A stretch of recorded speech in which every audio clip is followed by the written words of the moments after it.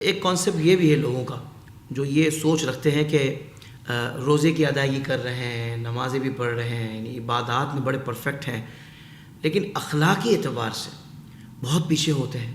اور اس معاملے میں واقعی ہمیں بے اعتدالی نظر آتی ہے کہ ایک شخص ہے کہ 5 وقت کی نماز پڑھتا ہے، لیکن جب کاروبار کرنے آتا ہے تو جھوٹ کے بغیر سودا نہیں بیچتا اور مسلسل جھوٹ بولتا ہے. تو وہ یہ تمیز بھی نہیں کر پا رہا ہوتا کہ یار میں نماز پڑھنے جا رہا ہوں تو آخر وہ اللہ کی بارگاہ میں جھکنا، یہ مجھے اس بات پر مائل کیوں نہیں کر رہا کہ میں ان برائیوں سے بچوں جو رب نے منع کی ہے. یعنی کاروبار کو بھی سچ بول کے کروں، یا گھر والوں کے ساتھ رویہ انداز اتنا جاہلانہ ہوتا ہے، بندہ کہتا ہے یہ وہی شخص ہے جو کاروبار کرتے ہوئے تو بڑے مسکرا کر اپنے گاہک سے بات کر رہا تھا سودا بیچنے کے لیے، مگر اس کی نجی زندگی دیکھیں تو نہ یہ اپنی زوجہ سے صحیح بات کرتا ہے، نہ اپنے بہن بھائیوں سے، نہ اولاد سے.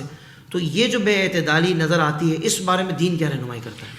سرور عالم صلی اللہ تعالیٰ علیہ وآلہ وسلم نے ارشاد فرمایا، صحیح بخاری میں یہ حدیث مفہوم پیش کر رہا ہوں کہ وہ عورت، اس نے ایک بلی کو باندھ دیا، نہ اس کو کچھ کھلایا نہ پلایا، نہ کھولا کہ وہ خود اپنا رزق لے لے، تو بھوک اور بندش کی حالت میں وہ بلی مر گئی. اس وجہ سے اس عورت کو عذاب میں مبتلا کیا گیا ہے. اور اسی جگہ پر یہ حدیث پاک ہے کہ نہایت گناہ گار عورت جا رہی ہے، ایک کتے کو دیکھا جو پیاسا ہے، اس عورت کو جو بہت گناہ گار ہے ترس آیا، کنویں پر گئی، پانی کی مقدار کم تھی، چمڑے کا موزہ جراب اتاری، پانی نکالا اور اس کتے کو پلا دیا. تو سرور عالم علیہ السلام نے فرمایا اللہ تعالیٰ کو یہ بات پسند آ گئی اور مالک نے اس کی بخشش کر دی.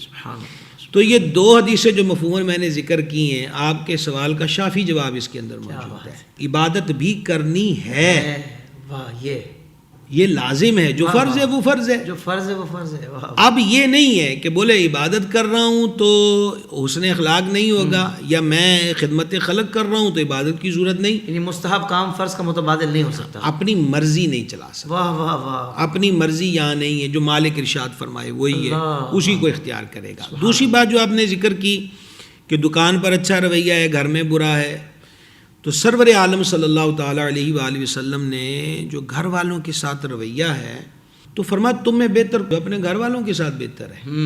اور پھر اپنی ذات بے مثال کے لیے فرمایا کہ میں تم سب سے زیادہ اپنے گھر والوں کے ساتھ بہتر ہوں. تو گھر کے ساتھ بھی یہ سیم وہی کنڈیشن ہے کہ مسجد میں بھی رہے اور باہر بھی اپنے معمولات کو نبھائے، گھر والوں سے بھی اچھا سلوک کرے اور باہر والوں کے ساتھ بھی اچھا سلوک کرے.